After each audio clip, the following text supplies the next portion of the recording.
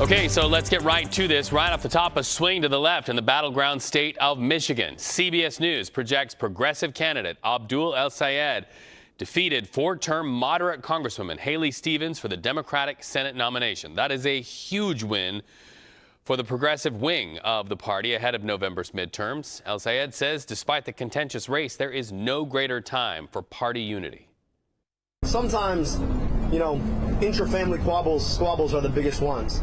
But we all know that when we walk out the house, we stand united. And sometimes we got to have it out about the conversation about who we are and who we want to be. And I think I'll tell you that the things that unite us are so much bigger than the things that divide us. So here are the up-to-the-minute numbers. 99% of the votes counted. El-Sayed has 48.5% to Stevens 47.5%. So razor-thin margins there. And let's talk about it. Live to CBS News White House and politics reporter Aaron Navarro. He's in Ferndale, Michigan, the state where it all played out, just outside of Detroit.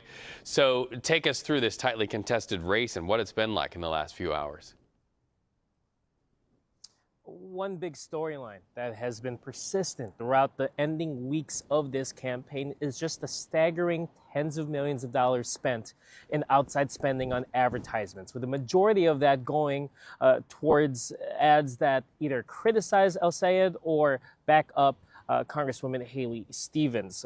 She benefited from $64.7 million in outside spending. Meanwhile, El-Sayed got about $7.4 million. But that prompted a lot of debate and discussion about outside spending, especially when it came from the pro-Israeli Political Action Committee, AIPAC. They have spent at least $30 million to back up Stevens in this race, in part because El-Sayed has been critical of the U.S. relationship with Israel. He has called for an arms embargo. He has called for generally all foreign funding to Israel to cease, while Congresswoman Stevens had argued that that should not be the case and that Israel is an ally.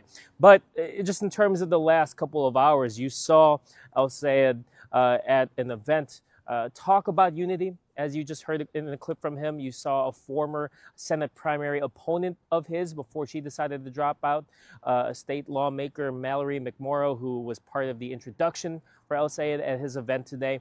And he mentioned that he is confident that Congresswoman Stevens, despite this combative primary, will still come around and endorse him. We've heard from both camps who said that the two did talk on the phone after the race was called. And yesterday, in the hours before the polls closed, you heard Congresswoman Stevens, at least in talking to reporters, talk about the need for party unity. So all the attention, yes, is going to focus on what this means for the Democratic Party, but at least for the candidates involved, they want to make sure it steers to their effort to defeat Republican Mike Rogers this November.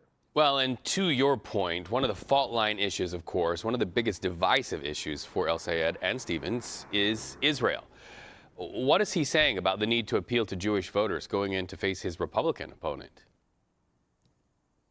It's such a relevant topic in this state in particular, in part because you saw that uncommitted movement in 2024 for people to protest how President Biden was responding to Israel's attacks on Gaza. Now the conversation has shifted while there is sort of a litmus test for more progressive, more democratic socialist voters on where candidates stand on Israel. The stances of El-Sayed has seemed to alienate some, yes, Haley Stevens supporters, but also pro-Israel voters, those that are Jewish American and care deeply about that topic. Take a listen, though, to what El-Sayed said in response to how he will court those voters when you look at the November general election. If we're serious about addressing a lot of the crises as they stand, maybe stop trying to divide people from each other. Stop trying to pass policies that have us going to war instead of investing here. Stop trying to nickel and dime people at every turn because of the corporations you support and do favors for. And so, look, I stand in solidarity with my Jewish sisters and brothers.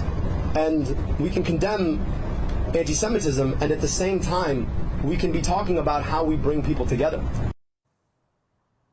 Now, this topic is going to be something that Republicans, Mike Rogers' campaign, highlights in the months leading up to November. But it was also something when I was talking to supporters, yes, of Haley Stevens, but Democratic voters who said they may be more skeptical or may just not vote for El-Sayed if he is the Democratic nominee this November because of his stance on Israel. Well, that he seems to be, he's locked in that general election matchup. So we will see if those voters change their minds at all between now and November.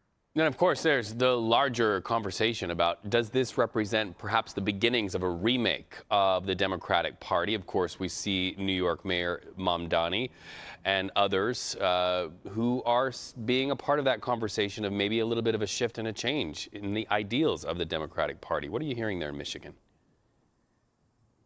It's a test of what kind of candidate can win in a general competitive election battleground state like Michigan. As you mentioned, you saw the wins from Democratic Socialist candidates, such as the mayor, Zohran Mamdani, of course, in New York City, but you also saw multiple congressional candidates in Philadelphia, also in New York City, as well as Denver. So that was the question going into Tuesday's election, is will it pan out for a statewide race?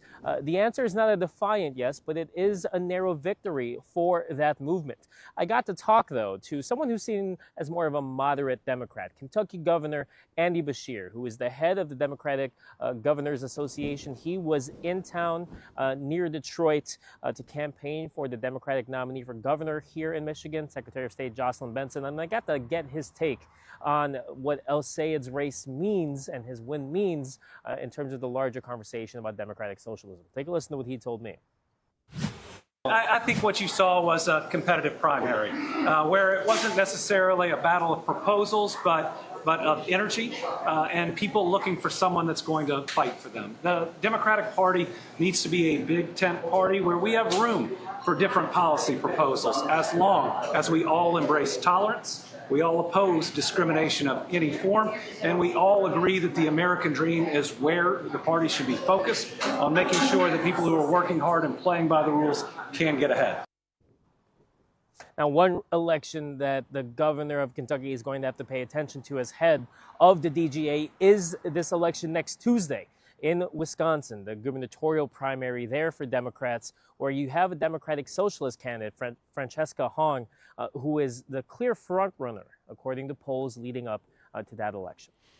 Aaron Navarro, thank you so much. Really appreciate your reporting over the last 24 hours on this. Thank you.